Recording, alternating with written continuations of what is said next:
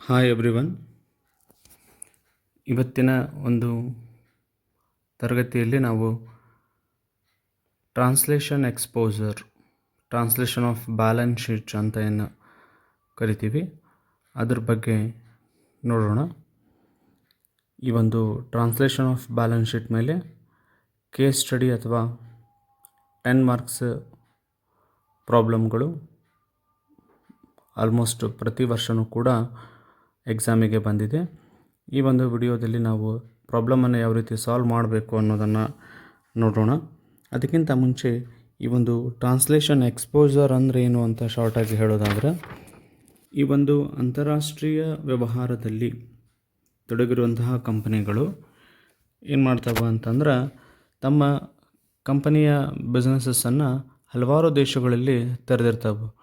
ಈಗ ಭಾರತದ ಒಂದು ಕಂಪನಿ ಅಂತ ತಗೊಂಡ್ರೆ ಇನ್ಫೋಸಿಸ್ಸು ಅಥವಾ ರಿಲಯನ್ಸು, ವಿಪ್ರೋ, ಈ ಕಂಪನಿ ಭಾರತದಲ್ಲಿಯೂ ಕೂಡ ತನ್ನ ಏನಿದೆ ಹೆಡ್ ಆಫೀಸ್ ಹೊಂದಿದೆ, ಪ್ರಧಾನ ಕಚೇರಿಯನ್ನು.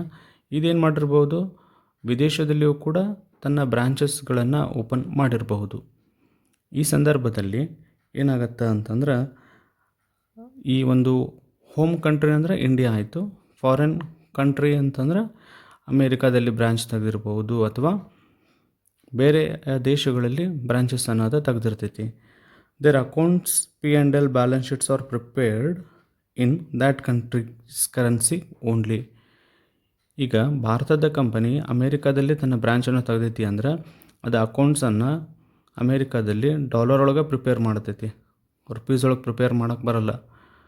ಹಾಗಾಗಿ ಈ ಒಂದು ಅಕೌಂಟ್ಸ್ಗಳನ್ನು ಏನೈತಿ ಅಂತಂದ್ರೆ, ವರ್ಷದ ಕೊನೆಗೆ ಏನು ಮಾಡಬೇಕು, ಈ international company need to convert the balance sheet into their home currency.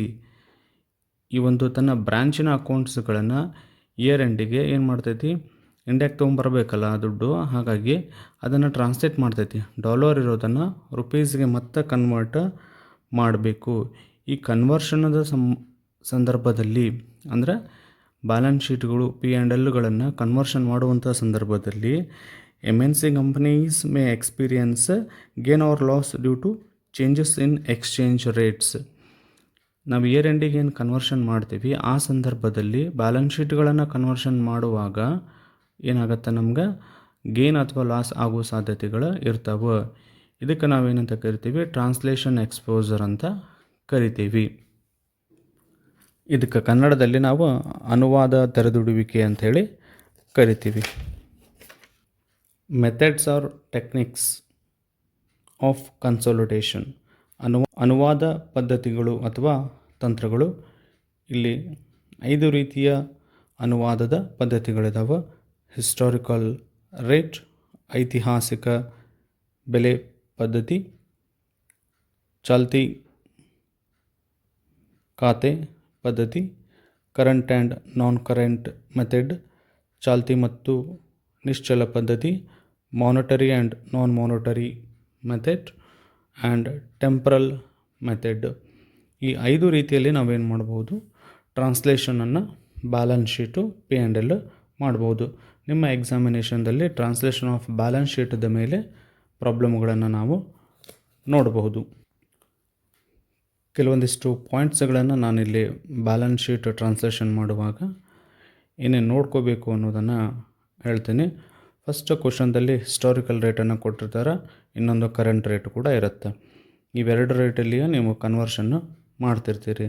ಇದಾದಮೇಲೆ ಎಕ್ಸಾಮ್ ಟ್ರಿಕ್ ಸಂಬಂಧಪಟ್ಟಂಗೆ ಗಿವನ್ ಬ್ಯಾಲೆನ್ಸ್ ಶೀಟ್ ರುಪೀಸ್ ಒಳಗಿತ್ತು ಅಂದ್ರೆ, ಬ್ಯಾಲೆನ್ಸ್ ಶೀಟ್ ರುಪೀಸ್ ಒಳಗೈತಿ ಅಂತಂದ್ರೆ ಡಾಲರಿಗೆ ಅಥವಾ ಯೂರೋ ಅಥವಾ ಪೌಂಡಿಗೆ ಕನ್ವರ್ಟ್ ಮಾಡಿರಿ ಅಂತ ಹೇಳಿದ್ರೆ, ರುಪೀಸನ್ನು ಕನ್ವರ್ಟ್ ಡಾಲರಿಗೆ ಮಾಡಬೇಕು ಅಂತ ಎಕ್ಸಾಂಪಲ್ ತೊಗೊಂಡ್ರೆ ಏನು ಮಾಡ್ಬೇಕು, ಬ್ಯಾಲೆನ್ಸ್ ಶೀಟ್ ವ್ಯಾಲ್ಯೂಸ್ಗಳು ಏನಿರ್ತಾವೆ, ಬ್ಯಾಲೆನ್ಸ್ ಶೀಟ್ದಲ್ಲಿ current assets, non current assets, current liabilities, non current liabilities, ಇವೆಲ್ಲ ಏನು ವ್ಯಾಲ್ಯೂಸ್ಗಳು ಇರ್ತಾವೆ ಬ್ಯಾಲೆನ್ಸ್ ಶೀಟ್ ವ್ಯಾಲ್ಯೂಸ್ಗಳು, ಅದಕ್ಕೆ ಡಿವೈಡೆಡ್ ಬೈ ನಾವೇನು ಮಾಡಬೇಕು, ಹಿಸ್ಟಾರಿಕಲ್ ರೇಟ್ ಇದ್ದಾಗ ಹಿಸ್ಟಾರಿಕಲ್ ರೇಟ್ ತೊಗೋಬೇಕು, ಅಥವಾ ಕರೆಂಟ್ ರೇಟ್ ಹೇಳಿದ್ರೆ ಕರೆಂಟ್ ರೇಟ್ ತೊಗೊಂಡು ನಾವು ಕನ್ವರ್ಷನ್ನ ಮಾಡಬೇಕು.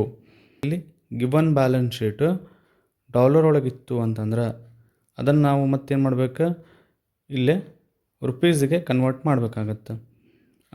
ಈ ಒಂದು ಡಾಲರನ್ನು ರುಪೀಸ್ಗೆ ಕನ್ವರ್ಟ್ ಮಾಡುವಾಗ ಬ್ಯಾಲೆನ್ಸ್ ಶೀಟ್ ವ್ಯಾಲ್ಯೂಗಳು ಏನಿರ್ತಾವೆ, ಬ್ಯಾಲೆನ್ಸ್ ಶೀಟ್ ವ್ಯಾಲ್ಯೂಗಳಂದ್ರೆ ಫಾರ್ ಎಕ್ಸಾಂಪಲ್ ಕ್ರೆಡಿಟಾರ್ಸ್ 10,000 ಐತಿ ಅಂದ್ರೆ ಇಂಟು ಅದ್ರದ್ದು ಹಿಸ್ಟಾರಿಕಲ್ ರೇಟು ಅಥವಾ ಕರೆಂಟ್ ರೇಟ್ ಎರಡರಲ್ಲಿ ಒಂದನ್ನು ನಾವು ಮಾಡ್ತೀವಿ.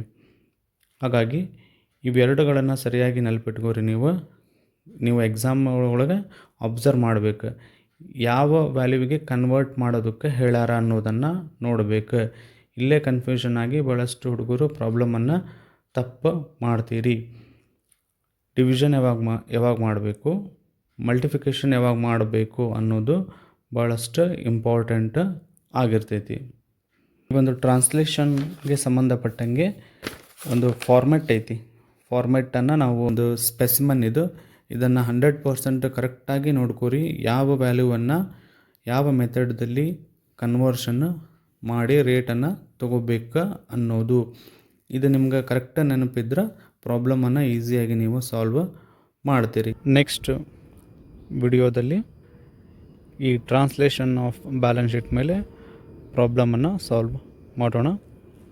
Thank you.